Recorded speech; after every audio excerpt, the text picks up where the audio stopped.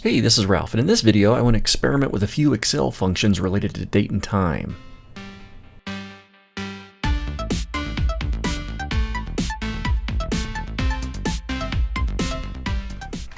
Okay, so I want to play around with a few functions in Excel: Edate, end of month, and NETWORKDAYS. So let's go ahead and give it a try.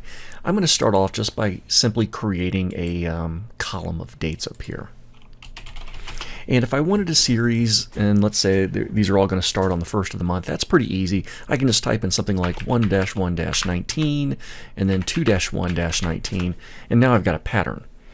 So once I've got this pattern of two dates, they are the first of the month, I can go and select both of these dates, then use my fill handle and just drag down to some ending point. Now, of course, if I'm getting these hashtags, that just means my columns are a little bit too narrow.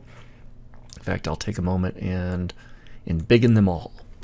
Okay, so now I've got some dates. That's pretty good. Now I want to go ahead and take eDates. Now I'm going to use the eDate because I want to add 2 months to each of these dates to get a new month, and that's where you really need the function.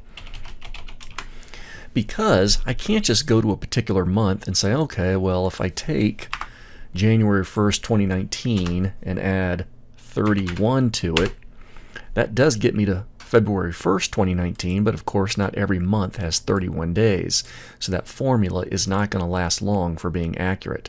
That's where eDate comes into play. So with eDate, I can simply start the eDate function, parentheses, my start date, I'll choose the one right to the left, and then I'll just choose comma and then 1 month. Actually, I'll do 2 months.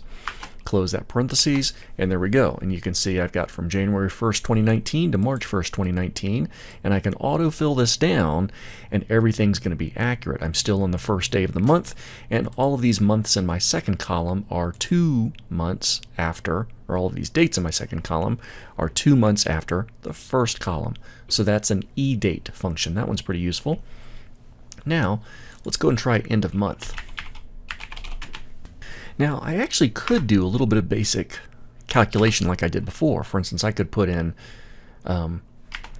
May 31, 19, and then I could put in something like June 30th, 19, select both of these, and Excel's pretty smart. It will figure out that I'm going to want the last day of the month for each of these months. And if I look through, it looks pretty accurate. October 31st, January 31st, and sure enough, February 29th, 2020, that's accurate because that's a leap year. So that does work pretty well, but that's only if I'm trying to get specific 1 month at a time for that row. I can use the end of month, put this up in the top, EOMONTH.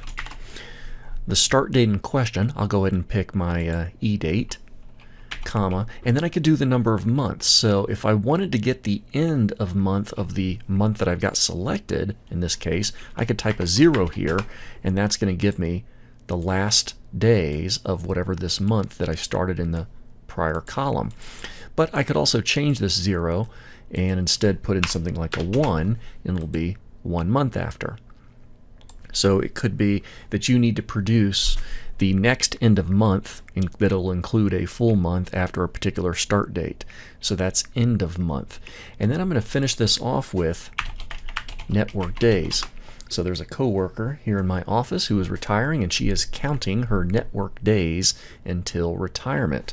So equals NETWORKDAYS, the start date in question, and I'll go ahead and pick my first date over here, comma, the end date in question, I'll choose my end of month date, closing parentheses, press enter, and I can see that there are 86 network days between January 1st, 2019 and April 30th, 2019.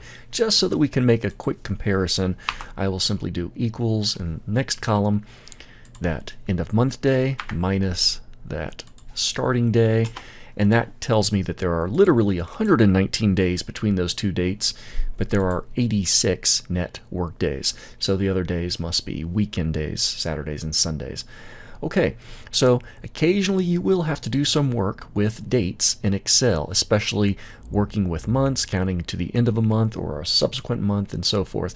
And these functions are going to make your life a little bit easier. That's eDate, end of month, and NETWORKDAYS. Take care.